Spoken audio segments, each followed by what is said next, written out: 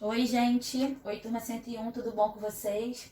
Aqui é a Rafaela, professora de Geografia, e na aula de hoje nós iremos fazer a revisão do capítulo 3, que está na apostila de vocês, a partir da página 9. Esse capítulo ele vai abordar três temas principais, sendo eles a preservação do solo, a crise hídrica e o crescimento populacional. O primeiro tema do capítulo é a preservação do solo. O que acontece, gente?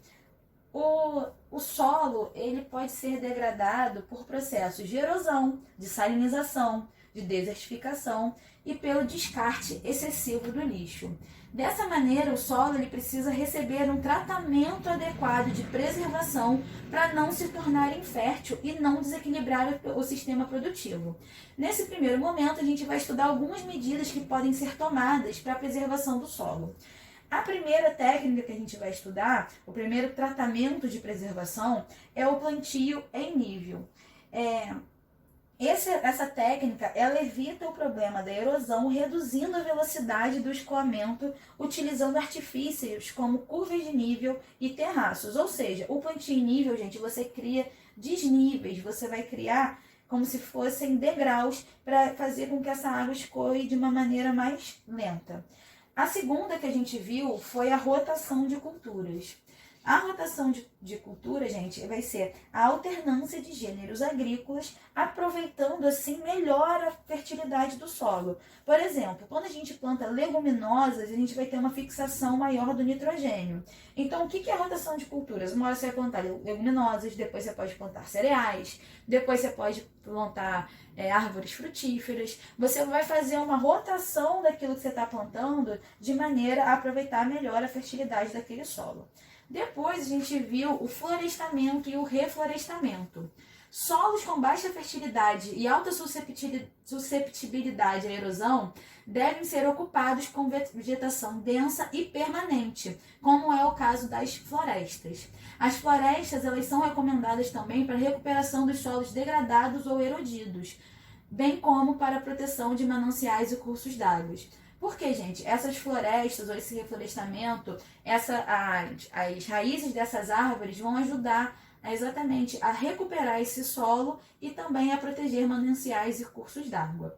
Depois a gente viu a recuperação de pastagens. O que acontece, gente? As pastagens, elas normalmente são destinadas a atividades de pecuária. Então, o pesoteio excessivo nessas pastagens vão tornar esse solo escasso. Uma alternativa para evitar isso é conciliar a pecuária com a produção de grãos na mesma área. Tá?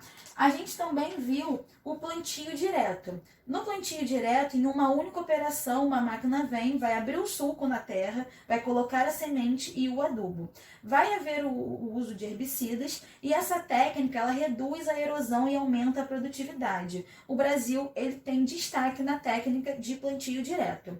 E por último, nós vimos a irrigação controlada. Como que a gente faz essa irrigação controlada? É por técnicas de gotejamento, de reutilização e de drenagem artificial. A gente usa essa irrigação controlada para evitar que ocorra a salinização ou a desertificação do solo devido ao excesso de água. Beleza? Essas foram todas as técnicas de preservação de solo que a gente viu no capítulo 3. Depois nós conversamos sobre a água e a crise hídrica. Muitos de vocês já devem ter escutado alguém se referindo à Terra, né, como planeta água. E isso realmente faz sentido, já que os oceanos e mares cobrem a maior parte da superfície terrestre. Porém, gente, a água, a gente vai ver que principalmente a água doce, né, ela é um recurso mal distribuído no planeta. Para vocês terem ideia, do total de água doce, somente 1% se encontra em rios e lagos, quase 70% da água doce do planeta está congelada nas calotas polares e o restante está em regiões geológicas subterrâneas. Essas regiões geológicas são chamadas de aquíferos. A gente já tem, né, diversas regiões que sofrem por escassez hídrica, exatamente por essa distribuição da água doce não ser uniforme no planeta. Ainda mais, as atividades humanas, como a contaminação de mananciais e principalmente a agricultura, que causa muito desperdício, afetam negativamente sua distribuição sobre os continentes. tá? Então, dentro dessas regiões que já sofrem de escassez hídrica, a gente pode destacar o Oriente Médio, o sul da Ásia e o norte da China, tá? Essas regiões, por exemplo, elas não conseguem produzir alimentos e aumentam o problema da fome e da pobreza, além de doenças relacionadas à má qualidade da pouca água que resta, tá? Pelo menos, gente, nesse quesito, o Brasil ele vai se destacar em disponibilidade hídrica, já que ele é o primeiro país do mundo, né, em disponibilidade hídrica em rios do mundo, possuindo cerca de 13% da água doce disponível em rios e abriga também o maior rio em extensão e volume do planeta, o Rio Amazonas, tá?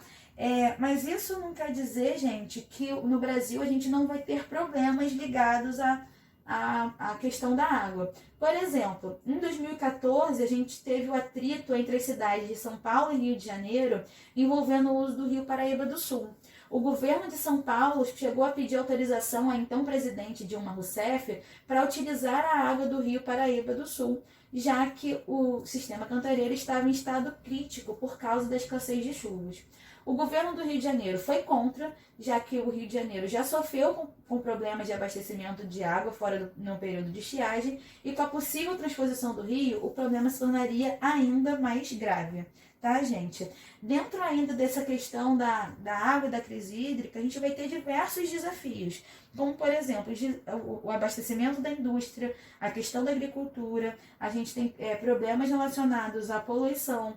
A gente também tem o fator do aquecimento global, já que com o aquecimento global as chuvas tendem a diminuir e a serem mais concentradas e a ocorrência de secas pode ser ainda mais frequente, tudo isso como uma consequência do aquecimento global. Então, quais são as alternativas para combater a crise hídrica que vem sendo adotadas em alguns países atualmente? A gente vai pontuar o reuso e o uso consciente da água, o aproveitamento da água da chuva, a dessalinização, certo? Só que tem um problema que é um processo muito caro, que demanda muita energia, e a gente também vai ter a despoluição e a proteção de mananciais, certo? Esse foi o segundo tópico que nós abordamos no capítulo 3. O terceiro tópico, gente, foi o crescimento populacional do mundo, certo? Só para vocês terem uma ideia, nós éramos 7 bilhões de habitantes no mundo, né, em 2011, e as estimativas apontam que nós seríamos 9 bilhões em 2050. Isso é coisa pra caramba, é um crescimento muito considerável. Por que a população está crescendo tanto? Basicamente, as principais causas para esse crescimento foram as melhorias nas condições de saneamento básico, os avanços na medicina, como, por exemplo, a descoberta de vacinas, que agora a gente está aí nessa ansiedade, né, louco para que se descubra uma nova vacina. Também a descoberta de antibióticos que reduziram as doenças e a mortalidade infantil. Só que, gente, esse aumento populacional vai trazer também consequências, tá? Algumas delas negativas, como, por exemplo, a questão da escassez de alimentos, problemas de poluição por falta de planejamento em alguns países. A gente vai ter doenças, certo? Nós vamos ter também desafios em relação à criação de empregos, de habitação, de educação e transporte. O crescimento populacional, gente, ele vai trazer desafios que vão ter que ser administrados, certo? Só que esse crescimento, ele não se dá do dia para a noite, né? A gente tem a teoria da transição demográfica, que ela existe exatamente para explicar a redução ou o crescimento, essa dinâmica das taxas do crescimento populacional. Transição demográfica é um termo utilizado exatamente para descrever essa dinâmica. Ou seja, gente, a gente vai dividir o crescimento populacional em fases. Na fase 1, na fase 2, na fase 3, na fase 4 e na fase 5. E nessas fases a gente vai ver exatamente essa oscilação, como que vai se comportar as taxas de natalidade e de mortalidade. Cada país, né, vai estar vivendo o seu momento na transição demográfica, e isso não quer dizer que todos os países estejam na mesma fase, tá? A gente também usa nos estudos populacionais a pirâmide etária. O que é a pirâmide etária? Ela é basicamente um gráfico que nos permite analisar a distribuição da população por idade, principalmente, e por sexo, tá? A gente vai ter, de um lado, homens, do outro lado, mulheres, e a gente vai ter as faixas divididas bonitinho lá na pirâmide etária.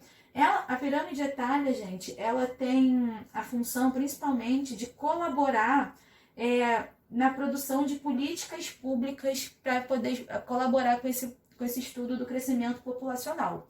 E por último, nós vimos no capítulo 3 o IDH, o Índice de Desenvolvimento Humano, tá? O IDH, ele é uma medida, um índice, uma estatística que é calculada a partir da expectativa de vida, dos anos de escolaridade e de renda, tá? Essa ideia do desenvolvimento humano, ela vai ajudar a classificar os países como desenvolvidos, aqueles que têm um desenvolvimento humano alto, em desenvolvimento, aqueles que têm desenvolvimento humano médio e alto, e subdesenvolvidos, o desenvolvimento humano baixo, tá?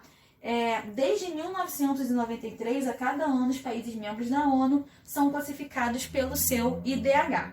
Beleza, gente? Então, pessoal, nós estamos encerrando a nossa revisão dos conteúdos do capítulo 3. E como vocês já sabem, nós vamos ter a nossa atividade devolutiva número 4, referente aos assuntos do capítulo 3. O que eu quero que vocês façam? Vocês devem fazer o nosso bom e velho amigo resumo do capítulo 3, certo? Não esqueçam, pessoal, de colocar nenhum dos conteúdos vistos ao longo do capítulo. O resumo é uma ferramenta muito importante, de grande valor, para facilitar o estudo de vocês. Então, caprichem, tá bom? A gente fica por aqui. Um beijo, se cuidem e até a próxima. Tchau, tchau!